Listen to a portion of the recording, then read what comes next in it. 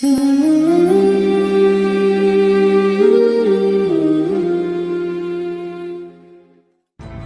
hidupnya, Abu Ibrahim Moila pernah belajar selama 12 tahun pada Syekh Mahmud, seorang ulama asal Lunga, Kabupaten Aceh Besar, yang kemudian mendirikan Dayah Bustanul Huda di Belangpidi, Kabupaten Aceh Barat Daya. Salah satu murid Syekh Mahmud ini adalah Abuya Mudawali. Selain itu, Abuya Ibrahim Moila juga pernah belajar pada Abu Calang dan Tengku Beriatin bersama rekan seangkatannya yang bernama Tengku Adenan Bakongan, Kabupaten Aceh Selatan. Setelah Abuya Mudawali kembali dari Mekah dan membuka Dayah Darussalam di Labuan Haji, Kabupaten Aceh Selatan, maka Abu Ibrahim Moila kembali belajar kepada Abuya Mudawali selama 2 tahun untuk memperdalam tarekat Nasyabandiyah. Selesai belajar kepada Abuya Mudawali, Abu Ibrahim Moila kembali ke kampungnya di Pasir Aceh. Tak lama setelah kembali ke kampung halamannya, Abu Ibrahim Moila mulai mengembara tanpa seorang pun yang tahu kemana tujuannya.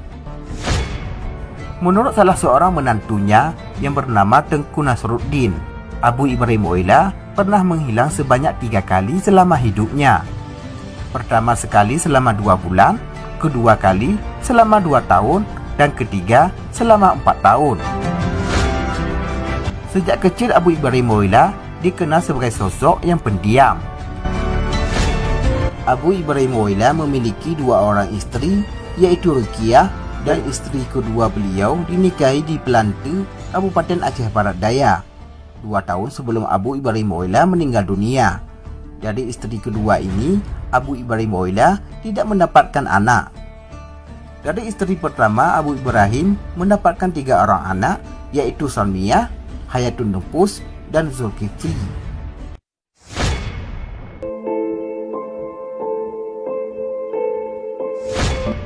Di masa hidupnya, Abu Ibrahim Moila dikenal sangat suka berjalan kaki. Suatu ketika, ada seorang tetangganya yang bernama Tengku Muhammad Kurdicam sedang menaiki mobil dari Tenam ke Melabuh. Di tengah jalan, ia bertemu dengan Abu Ibrahim Moila dan mengajaknya untuk ikut naik mobil bersamanya. Ketika itu, Abu Ibrahim menolaknya dan Tengku Muhammad Kurdicam langsung melanjutkan perjalanannya ke Melabuh. Ketika tiba di Melabuh, ternyata Abu Ibrahim Moila telah tiba lebih dulu. Padahal ketika di perjalanan tidak ada mobil lain yang memotong laju mobil Tengku Muhammad Kurdicam. Dikisahkan oleh salah satu menantunya yang bernama Tengku Nasruddin, Abu Ibrahim Moila pernah berkunjung ke alma maternya, yaitu Dayah Syekh Mahmud di Belangpidi.